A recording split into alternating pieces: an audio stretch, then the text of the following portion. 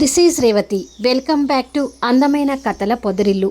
నా మనసంతా నీవై. Episode number 300. పోలీసులు తీసుకుని జెస్సీ దగ్గరికి వచ్చిన కళ్యాణ్. ఆ తర్వాత ఏం జరిగింది? కథలోకి వెళ్ళబోయే ముందు దయచేసి వీడియోకి ఒక లైక్ ఇవ్వండి, అలాగే హైప్ ఇచ్చి వీడియోని సపోర్ట్ చేయండి. కళ్యాణ్ ఇన్స్పెక్టర్ లేడీ కానిస్టేబుల్స్తో కలిసి పరశురామ్ ఇంటికి వస్తాడు. ముందుగా భానుమతి గారు వాళ్ళకి ఎదురయ్యి పోలీసులు రావడం చూసి కంగారు పడుతూ, మళ్ళీ నా మొగుడు ఏం చేశాడు కళ్యాణ్ అని అడుగుతుంది. ఈసారి పోలీసులు వచ్చింది మీ భర్త కోసం కాదమ్మా, మీ కూతురు కోసం అంటాడు కళ్యాణ్. కూతురు కోసం అనగానే భానుమతి గారు ఇంకా కంగారు పడుతుంటుంది. తండ్రి కూతురు రూములో నుంచి వచ్చి పోలీసులతో ఉన్న కళ్యాణ్ని చూసి షాక్ అవుతారు. అదిగో ఇన్స్పెక్టర్, క్రాంతిని యాక్సిడెంట్తో చూసింది తనే అంటాడు కళ్యాణ్.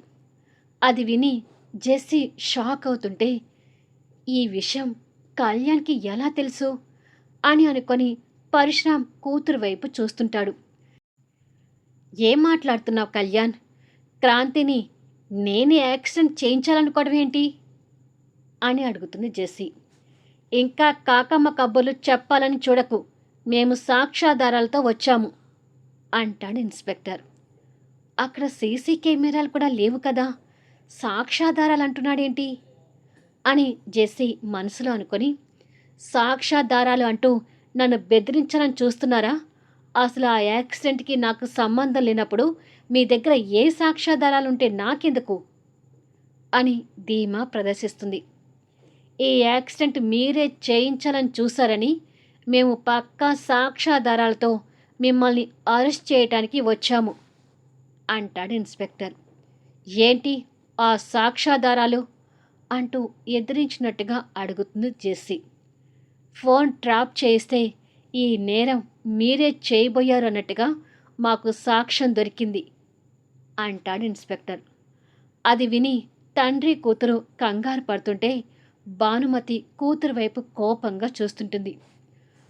అలా ఫోన్ ట్రాప్ చేయటం నేరమని మీకు తెలీదా అంటూ జెస్సీ మళ్ళీ ఎదురు ప్రశ్నిస్తుంది. తెలుసు అంటాడు ఇన్స్పెక్టర్. మరి తెలిసి నా కూతురు ఫోన్ ఎలా ట్రాప్ చేశారు? ఈ విషయం మీద నేను మీ మీద కేసు పెట్టగలను అంటూ పరశురామ్ ముందుకు వస్తాడు. ఫోన్ ట్రాప్ చేసింది మీ కూతురిది కాదు, క్రాంతిని యాక్సిడెంట్ చేయాలని చూసిన లారీ డ్రైవర్ది. అతనే క్రాంతిని యాక్సిడెంట్ చేయాలని చూశాడని అనుమానం వచ్చి ఎంక్వైరీ చేశాము అంటాడు. అది వినగానే జెస్సీ నెత్తి మీద పెద్ద పిడుగు పడినట్టుగా అవుతుంది. ఆ లారీ డ్రైవర్ క్రాంతిని యాక్సిడెంట్ చేయబోయే టైంకి ఫుల్గా తాగి ఉన్నాడు. ఆ తాగిన మత్తులో ముందుకు వెళ్ళి చెట్టుకు ఢీకొని చిన్నపాటి గాయాలతో బయటపడ్డాడు. ఆ టైంలో అటువైపుగా వెళ్ళింది ఆ ఒక్క లారీనే కాబట్టి క్రాంతి లారీ యాక్సిడెంట్కి గురి కాబోయిందని మాకు వచ్చిన ఇన్ఫర్మేషన్ ప్రకారం వాడిని పట్టుకొని ఎంక్వైరీ చేశాము. ఆ ఎంక్వైరీలో నువ్వు వాడితో క్రాంతిని యాక్సిడెంట్ చేసే విషయం గురించి డీల్ మాట్లాడుకుందామని చెప్పి ఒక అడ్రస్కి రమ్మన్నట్టుగా ఫోన్ చేశావు. అక్కడ మీరు ఏం మాట్లాడుకున్నారు అనేది వాడికి 4 లాఠీ దెబ్బలు రుచి చూపిస్తే అన్నీ బయటపెట్టాడు. యాక్సిడెంట్ సమయంలో నువ్వు లారీ డ్రైవర్కి ఫోన్ చేసి మాట్లాడిన మాటలన్నీ రికార్డ్ అయ్యాయి అంటూ ఫోన్లో లారీ డ్రైవర్తో మాట్లాడిన మాటల్ని వినిపిస్తాడు. దాంతో తండ్రి కూతురు మొహాన నెత్తురు చుక్క ఉండదు. ఇప్పుడు చెప్పు జెస్సీ, ఇది విన్నాక కూడా క్రాంతిని చూడలేదు అంటావా అని అడుగుతాడు కళ్యాణ్. జెస్సీ ఇక ఏమీ మాటలు లేక కోపంతో తలదించుకుంటుంది. ఛీ అని భానుమతి కన్న కూతుర్ని చూసి అసహించుకుంటుంది. పరశురామ్ మళ్ళీ కళ్యాణ్తో కాల బేరాలకు వస్తూ, కాస్త కనుకరించు కళ్యాణ్, ఎంతైనా నా కూతురు పెళ్ళి కావాల్సిన అమ్మాయి అంటాడు. అలా ఎన్నిసార్లు తనని వదిలేయమంటారు అంటూ కళ్యాణ్ కోపంగా ప్రశ్నిస్తాడు. జరుగుతున్న పరిణామాలకి భానుమతి గారు బాధపడుతుంటే, అమ్మా, నా ఇంటికి ఈ తండ్రి కూతురు కలిసి ఇన్కమ్ ట్యాక్స్ ఆఫీసర్లు అంటూ రౌడీలను పంపించి నన్ను నాశనం చేయాలని చూశారు. నిజంగానే ఒక ఆడపిల్ల కథ అనే సానుభూతితో ఆ విషయంలో తనని వదిలేశాను. కానీ ఈరోజు మీ కూతురు సాటి ఆడపిల్లైన క్రాంతి ప్రాణాలను బలి కొనాలని చూసింది. అదృష్టం బాగుండబట్టి సూర్య తనని కాపాడుకోగలిగాడు. లేదంటే క్రాంతి ప్రాణాలు పోవడమే కాకుండా మీ కూతురు జీవితం నిలువున నాశనం అయ్యేది. కనికరం లేకుండా ఒక మనిషి ప్రాణాలను బలి కొనాలని చూసిన మీ కూతుర్ని నిజంగా ఈసారి నేను క్షమించదలుచుకోలేదు అంటాడు కళ్యాణ్ జెస్సీ వైపు కోపంగా చూస్తూ.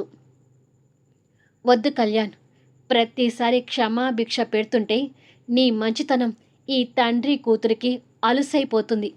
ఇన్స్పెక్టర్ గారు, నా కూతుర్ని అరెస్ట్ చేయండి. తనకి అదే కరెక్ట్ పనిష్మెంట్ అంటుంది భానుమతి. తల్లి మాటలకు జెస్సీ కోపంగా చూస్తుంటే, అసలు కన్న తల్లివేనా అంటూ పరశురాం భార్య మీద సీరియస్ అవుతాడు. కన్న తల్లిని కాబట్టే నా కూతురు ఇక మీదటైనా తప్పులు చేయకుండా ఉండాలనే ఉద్దేశంతో తనని పోలీసులకి అప్పజెప్తున్నాను. అయినా ఇప్పటికి కూడా నీకు నీ కూతురికి బుద్ధి వస్తుందనే నమ్మకం నాకు లేదు. కానీ తప్పు చేసినప్పుడు శిక్ష అనుభవించాలి అంటుంది భానుమతి. ఇక తనని అరెస్ట్ చేయని ఇన్స్పెక్టర్ అంటాడు కళ్యాణ్. లేడీ కానిస్టేబుల్స్ వచ్చి తనని అరెస్ట్ చేస్తుంటే, ప్లీజ్ కళ్యాణ్, ఈ ఒక్కసారి నా కూతుర్ని వదిలేయ్ అంటూ పరశురాం వేడుకుంటాడు. వదిలే సమస్య లేదు. అసలు ఆ క్రాంతి ఉసిరే మీకు కొట్టుకుంటుంది. ఏ పాపం తెలియని క్రాంతి పోలీస్ స్టేషన్లో లాఠీ దెబ్బలతో శిక్ష అనుభవించినప్పుడు హత్య చేయాలని చూసిన నీ కూతురు శిక్ష అనుభవించడంలో తప్పు లేదు అంటాడు కళ్యాణ్. అందరూ చూస్తూ ఉండగానే జెస్సీకి బేడీలు వేసి లేడీ కానిస్టేబుల్స్ తనని తీసుకుని వెళ్తుంటే జెస్సీ పగపట్టినట్టుగా కళ్యాణ్ వైపు చూస్తూ వెళ్తుంది. నీ చూపులు నన్నేమి చేయలేవు అన్నట్టుగా కళ్యాణ్ ధైర్యంగా ఉంటాడు. చూస్తూ ఉండగానే జెస్సీని పోలీసులు కాన్వాయ్లకు తీసుకుని వెళ్తారు. పరశురాం మండిపోతున్నట్టుగా ఉంటే కూతురు చేసిన అరాచకానికి భానుమతి కన్నీళ్ళు పెడుతుంటుంది. ఇప్పటికి కూడా తనకి బుద్ధి రాకపోతే ఇక ముందు ముందు తను గట్టిగానే పనిష్మెంట్ అనుభవించాల్సి వస్తుందమ్మా అని చెప్పి కళ్యాణ్ వెళ్ళిపోతాడు. ఛీ అంటూ భర్తని కూడా అసహించుకుంటూ భానుమతి కన్నీళ్లు పెడుతూ అక్కడి నుంచి వెళ్ళిపోతుంది. నా కూతుర్ని అరెస్ట్ చేయిస్తావా కళ్యాణ్ అంటూ పరశురాం ఇంకా పగపడుతుంటాడు. 2 రోజుల తర్వాత సూర్యతో కలిసి క్రాంతి హాస్పిటల్ నుంచి ఇంటికి చేరి కాలు కట్టుతో నిదానంగా కారు దిగుతుంటే సూర్య వచ్చి తన్ని జాగ్రత్తగా వీల్చైర్లో కూర్చోబెట్టి లోపలికి తీసుకెళ్తుంటాడు. జ్యోతి, మైత్రి కలిసి క్రాంతికి దిష్టి తీయటానికి లోపల ఏర్పాట్లు చూస్తుంటారు. సూర్య తన్ని వీల్చైర్లో కూర్చోబెట్టుకొని నడిపించుకుంటూ తీసుకొని వస్తుంటే, ఇలా నేను ఎంతకాలం వీల్చైర్లో ఉండాలి సూర్య అని అడుగుతుంది క్రాంతి బాధపడుతూ. ఇలా డీలా పడితే ఎలా క్రాంతి? నెల రోజుల్లో డాక్టర్ నువ్వు పూర్తిగా కోలుకుంటావని చెప్పాడు కదా అంటూ తనని గుమ్మం వరకు తీసుకొని వస్తాడు. కాస్త ఆగు సూర్య, క్రాంతికి దిష్టి తీయాలి అని చెప్పి మైథిలి ఎర్ర నీళ్ళతో వచ్చి క్రాంతికి దిష్టి తీస్తుంది. ఆ ప్లేట్ ఇలా ఇవ్వమ్మా, ఆ ఎర్రనీళ్ళు నేను బయట పారబోసి వస్తాను అని చెప్పి జ్యోతి గారు మైథిలి దగ్గర నుండి ఎర్రనీళ్ళు ప్లేట్ తీసుకొని బయటికి వెళ్తుంది. సూర్య తనని తీసుకొని లోపలికి వస్తాడు. అను పాప ఏం చేస్తుంది వదినా అని అడుగుతుంది క్రాంతి. ఇంతకు ముందే కళ్యాణ్ వచ్చి పాపని బయటికి తీసుకెళ్ళాడు, వస్తుండాలి అంటుంది మైథిలి. అలా అంటూ ఉండగానే కళ్యాణ్ నిద్రపోతున్న పాపని భుజాన వేసుకొని జో కొడుతూ వచ్చి, పాప నిద్రపోయిందెనిమి, లోపలికి తీసుకెళ్ళి పడుకోబెట్టు అంటూ పాపని మైథిలికి ఇస్తాడు. మైథిలి పాపని పడుకోబెట్టి వచ్చేసరికి జ్యోతి గారు అందరికీ కాఫీలు తీసుకొచ్చి ఇస్తుంటుంది. అందరూ కూర్చొని కాఫీలు తాగటం తర్వాత కళ్యాణ్ ఖాళీ కప్పు పక్కన పెట్టి మాట్లాడుతూ, క్రాంతిని నువ్వే జాగ్రత్తగా చూసుకోవాలి సూర్య. కొన్ని రోజులు ఆఫీస్ విషయాలు పక్కన పెట్టి పూర్తిగా ఇంట్లోనే ఉండు అంటాడు. కానీ అన్ని రోజులు ఆఫీస్కి వెళ్లకుండా ఉండాలి అంటే ఎలా అని సూర్య ఇబ్బంది పడుతూ అంటూ ఉండగా భరద్వాజ్ గారి దగ్గర నుండి సూర్యకి కాల్ వస్తుంటుంది. ఫోన్ లిఫ్ట్ చేసి హలో సార్ అంటాడు. క్రాంతిని తీసుకొని హాస్పిటల్ నుంచి ఇంటికి వచ్చావా సూర్య అంటూ భరద్వాజ్ గారి మాటలు వినిపిస్తుంటాయి. ఇంతకు ముందే వచ్చాను సార్ అంటాడు సూర్య. క్రాంతి పూర్తిగా కోలుకొని నడిచే వరకు నువ్వు ఆఫీస్కి వెళ్ళకు. ఇంట్లోనే ఉండి క్రాంతిని జాగ్రత్తగా చూసుకో.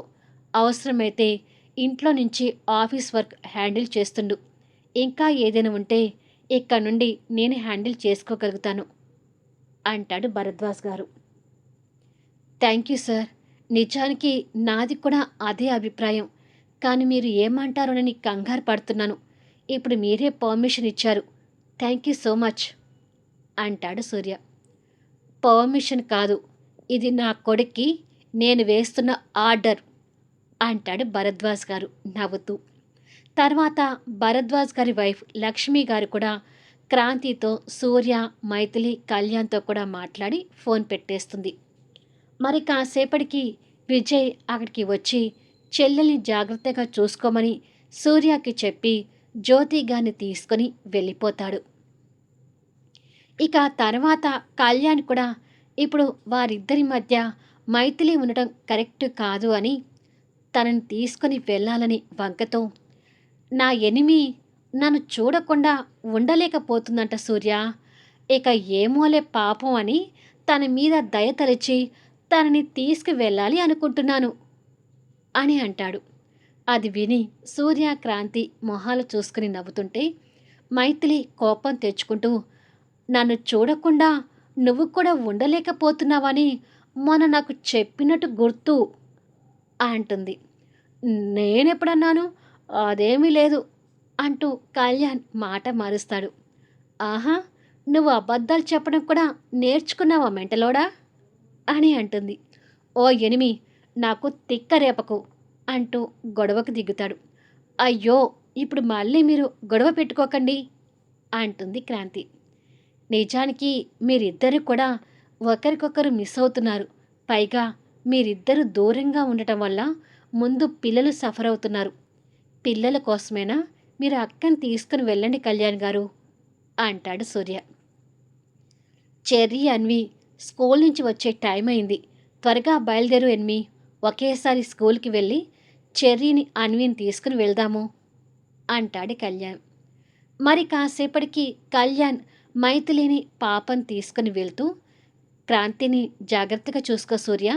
ఏదైనా అవసరం ఉంటే మాత్రం ఎనీ టైం నాకు ఫోన్ చెయ్యి అంటాడు. సరే కళ్యాణ్ గారు అంటాడు సూర్య. ఇన్ని రోజులు ఈ ఇల్లు పాపతో సందడిగా ఉంది. ఇప్పుడు మీరు వెళ్తున్నారంటే నిజంగా నాకు ఏదోలా ఉంది వదినా అంటుంది క్రాంతి. ఎన్ని రోజులు నన్ను పంపించాలని చూసి తీరా ఇప్పుడు నేను వెళ్తుంటే ఏదోలా ఉందంట్రా నీ పెళ్ళానికి అంటుంది మైథిలి సాగదీస్తూ. తన మాటలకు సూర్య నవ్వుతూ పాపని ఎత్తుకొని ముద్దు పెట్టి కారు వరకు పంపించేస్తాను అని క్రాంతికి చెప్పి సూర్య వాళ్ళతో కలిసి బయటికి వెళ్తాడు. ఇన్ని రోజులు బాధపడినందుకు ఇప్పుడు కలిసి వెళ్తుంటే క్రాంతి కూడా సంతోషపడుతుంటుంది. అక్కని, బావని నవ్వుతూ పంపించి సూర్య తిరిగి లోపలికి వస్తాడు. నన్ను నా రూంలోకి తీసుకెళ్ళి సూర్య అంటుంది క్రాంతి. ఏంటి నీ రూంలోకి తీసుకెళ్ళేది? నీ రూమ్కి లాక్ వేశాను. ఇక నుండి నువ్వు నా రూమ్లోనే చచ్చినట్టు ఉండాలి అంటూ క్రాంతిని అతని రూంలోకి తీసుకెళ్తాడు. అదేంటి అలా దబాయిస్తున్నావు అంటుంది క్రాంతి. తనని రూంలోకి తీసుకొచ్చి, మొన్న నువ్వే అన్నావు కదా మనమిద్దరం ఫస్ట్ నైట్ చేసుకుందామని, మరిక నా రూమ్లో ఉండటానికి అభ్యంతరం ఏంటి అంటూ క్రాంతిని వీల్ చైర్ నుంచి జాగ్రత్తగా లేపి బెడ్ మీద పడుకోబెడతాడు. సూర్య మాటలకు కాస్త కంగారు పడుతూ, కొంప తీసి ఇప్పుడు ఫస్ట్ నైట్ చేసుకుంటావా ఏంటి అని అడుగుతుంది. నువ్వు సై అంటే చేసుకుందాం అంటాడు నవ్వుతూ. చంపేస్తాను ఆ మాట అన్నావంటే. ఏదో వదిన వాళ్ళు కలవడం కోసం ఫస్ట్ నైట్ అన్నాను. ఇప్పుడు వాళ్ళు వెళ్ళిపోయారు కదా, నో ఫస్ట్ నైట్ అంటుంది. సూర్య నవ్వుతూ తన తలని ఢీకొట్టి, ఒకరి కోసం ఫస్ట్ నైట్ చేసుకోవడం కాదు, నువ్వు నన్ను పూర్తిగా నమ్మి నా దగ్గరికి వచ్చినప్పుడే నేను నీతో ఆ మూమెంట్ ఎంజాయ్ చేస్తాను. అప్పటి వరకు నువ్వు కంగారు పడకు అని ప్రేమగా తల నిమురుతూ చెప్పి, కాసేపట్లో నువ్వు టాబ్లెట్ వేసుకునేది ఉంది, జ్యూస్ తీసుకొని వస్తాను, అది తాగి టాబ్లెట్స్ వేసుకుందు గాని అని చెప్పి రూమ్ నుంచి వెళ్తాడు. సూర్య మీద క్రాంతి జాలి పడుతూ, పాపం సూర్యకి 2 రోజుల నుంచి హాస్పిటల్లో నిద్ర కూడా లేదు. ఏమైనా సూర్య చాలా మంచివాడు. సూర్యని ఇంకా దూరం పెట్టి బాధ పెట్టడం కరెక్ట్ కాదు అని అనుకుంటుంది. భార్య పిల్లలతో కళ్యాణ్ ఐశ్వర్య నిలయంలోకి వచ్చేసరికి రాములమ్మ, ఆర్య వాళ్ళని చూసి సంతోషపడుతుంటారు. ఆర్య పాపని ఎత్తుకొని ఆడిస్తూ కూర్చుంటే, ఏమైనా మీరు ఐశ్వర్య నిలయంలో లేకపోతే ఇక్కడ కల తప్పినట్టుగా ఉందమ్మా అంటుంది రాములమ్మ. అయినా ఏం లాభం రాములమ్మ, ఇంకా సూర్యక్రాంతి కలవనే లేదు కదా అంటుంది మైథిలి బాధపడుతూ. అక్కడ వాళ్ళిద్దరూ కలవలేదు, ఇక్కడ మేము కలవలేదు మైథిలి అంటాడు ఆర్య ఏడుపు మొహంతో. మళ్ళీ నెక్స్ట్ వీడియోలో కలుద్దాం. కథ నచ్చితే దయచేసి లైక్ చేయండి, హైప్ ఇవ్వండి, మీ అమూల్యమైన కామెంట్స్ అందచేయండి. Thank you for listening.